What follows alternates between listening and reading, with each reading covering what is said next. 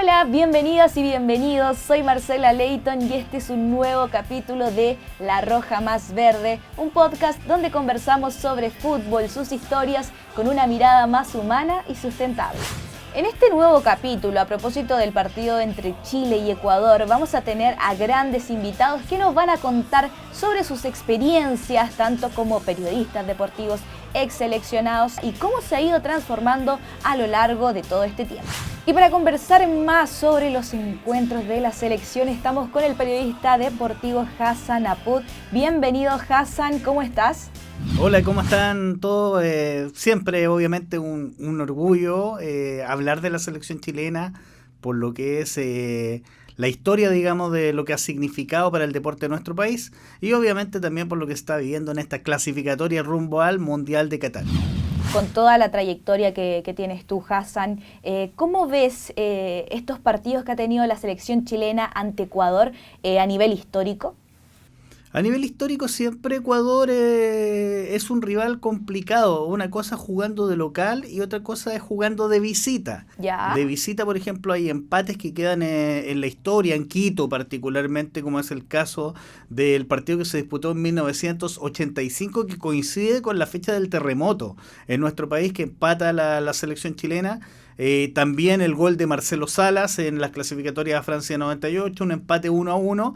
De local siempre ha sido ampliamente superior la selección chilena, o sea, las estadísticas son en ese sentido claras, pero igual se ha apretado en el último tiempo, no solo con Ecuador, sino que con todos los rivales, las diferencias futbolísticas. También me gustaría saber qué opinas tú, cómo se ha ido transformando la selección chilena desde el 2000 hasta actualmente. Mira, lo que pasa es que en la selección a principios del siglo XXI, particularmente del 2000 hacia adelante, hay que tener en cuenta que en la clasificatoria Corea-Japón 2002 le fue muy mal a la selección chilena y esto pasa particularmente porque hay un periodo que es de transición.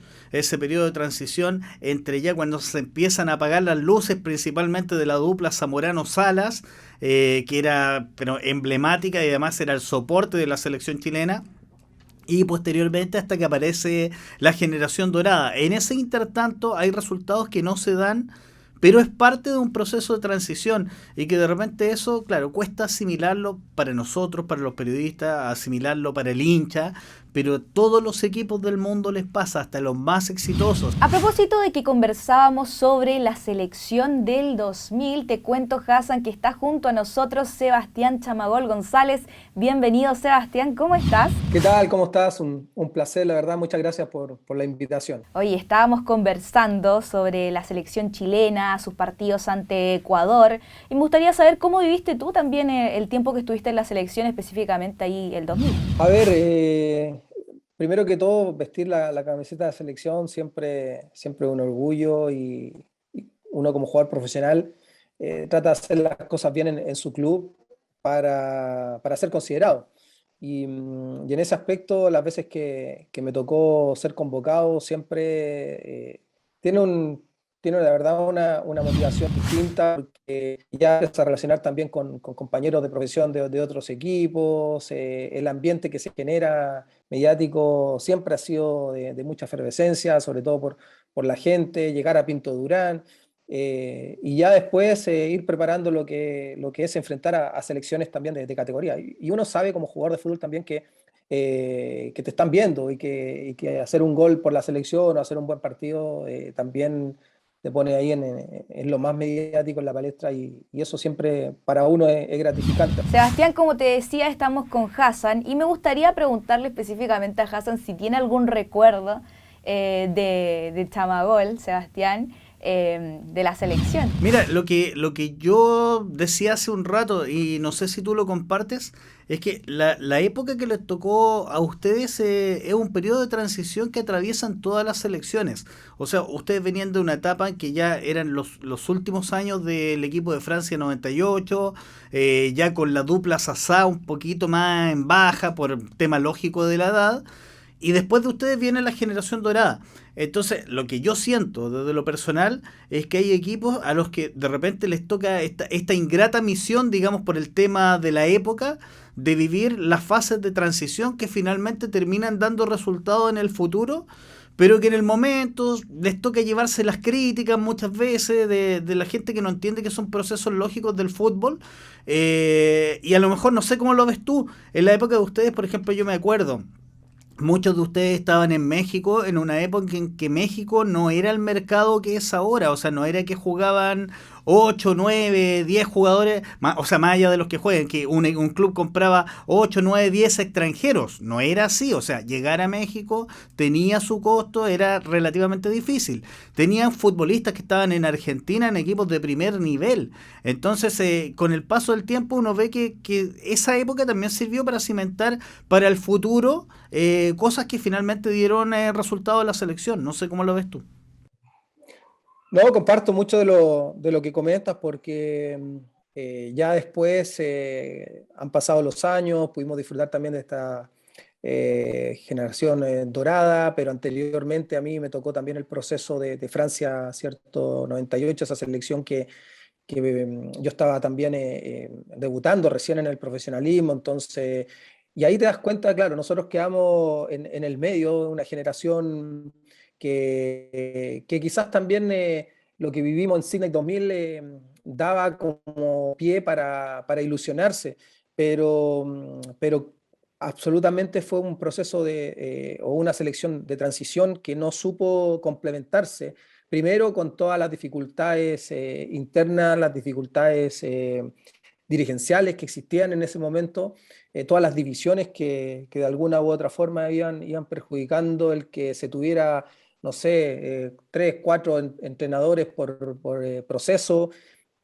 Nunca se encontró, yo creo, ese anclaje con respecto a un director técnico que le pudiera dar una continuidad a lo mejor a un proceso. Y agradecemos que Hassan haya estado junto a nosotros. Sabemos que tiene cosas que hacer, así que te agradecemos, Hassan, por participar en La Roja Más Verde. Cuando quieras, bienvenido y muchas gracias. Bueno, gracias a todos ustedes. Obviamente, como lo decía, siempre hablar de la selección es apasionante. O sea, más allá de que sea un tema periodístico, es una cosa que también a uno lo apasiona y bueno, y obviamente van a seguir la charla con un tipo que, ojo, un tipo que sabe mucho, mucho de fútbol. Porque yo, se lo digo, no porque lo conozca personalmente, pero Sebastián es un tipo que se ha preparado, además de ser futbolista, desde el punto de vista técnico, desde el punto de vista del comentario deportivo, desde el punto de vista de la dirigencia deportiva, de verdad es un tipo que la ha querido hacer bien. Así Muchas es. gracias por tus palabras, amigo. Sí. Ahí, bueno, ahora no nos toca compartir mucho en los estudios, por ahí siempre nos encontramos, pero acá estamos siempre a disposición. Ya pues, Chama, nos vemos. Bueno, Sebastián, seguimos con la conversación. Hablaste que habías estado en México y hay algo que a mí me llama mucho la atención y es tu celebración.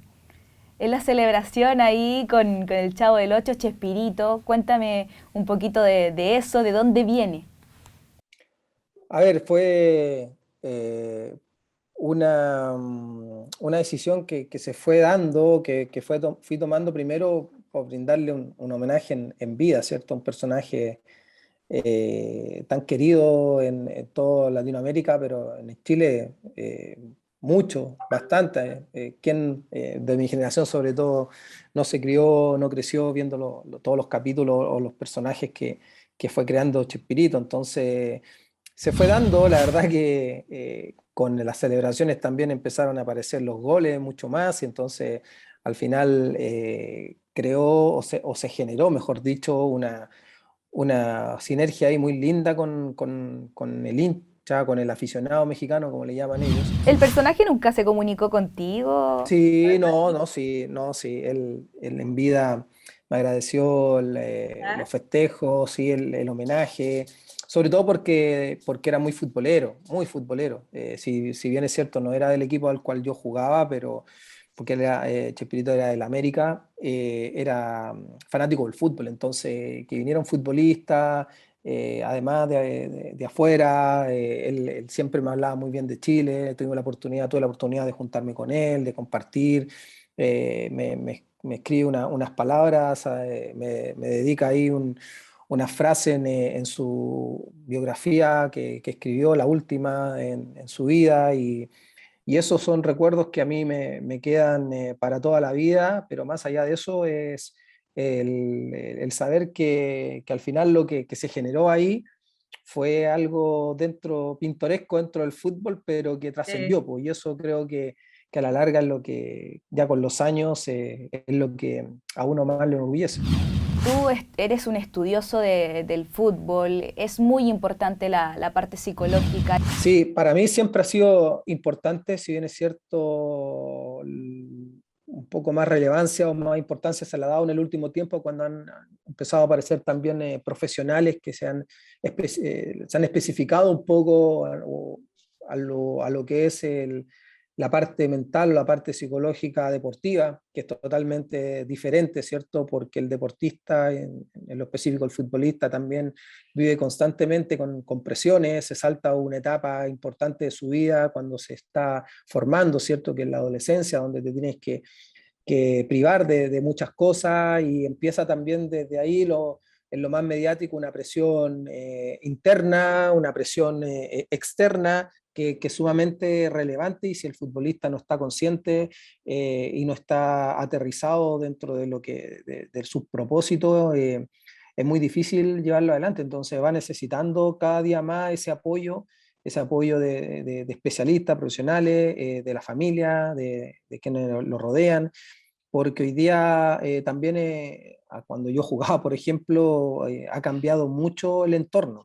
Hoy día están constantemente también los representantes, los medios de comunicación, que hoy día tú haces un gol o generas una noticia en Chile y te puede aparecer en todo el mundo. Antes eso era distinto, entonces la presión es diferente también.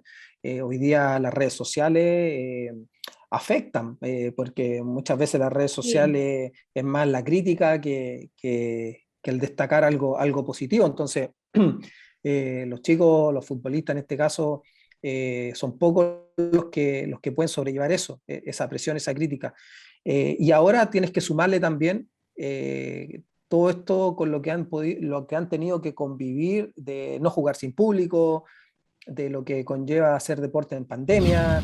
Sin duda. Y Sebastián, me gustaría volver un poco a tu infancia. ¿Y si te acuerdas de alguna cancha de barrio que hayas jugado? De todas, porque fue una etapa muy linda. Yo me crié yo nací en Viña del Mar, pero me crié prácticamente en la Juan Antonio Río, en Independencia, donde jugaba por el Manuel Montt, que es el equipo de mi barrio, mi primer equipo, ¿cierto? Y que yo cruzaba la calle y tenía una cancha una multicancha, y ahí estaba la sede del club, y todas las canchas obviamente de tierra. Había una sola de pasto, que era la principal de ahí de la Juan Antonio Río, pero el resto eran todas de tierra, prácticamente de piedra, mejor dicho, más que de tierra, de piedra.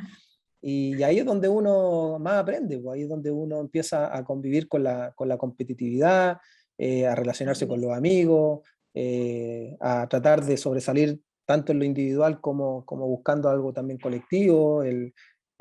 Cuando, bueno, en el colegio no me perdía campeonato, entonces, no, recuerdo todo, la del Villarríos, por ejemplo, así se llama, pues la de Mirador Viejo, la de la cancha 2C, eh, la cancha 1, todas esas canchas que a lo mejor se me escapará una, pero con las que, bueno, donde se generaba el campeonato, ¿cierto? De ahí de la Juan Antonio Río. Entonces, muchos recuerdos, demasiado y lindos recuerdos, y que me ayudaron mucho para formarme también como persona y como futbolista.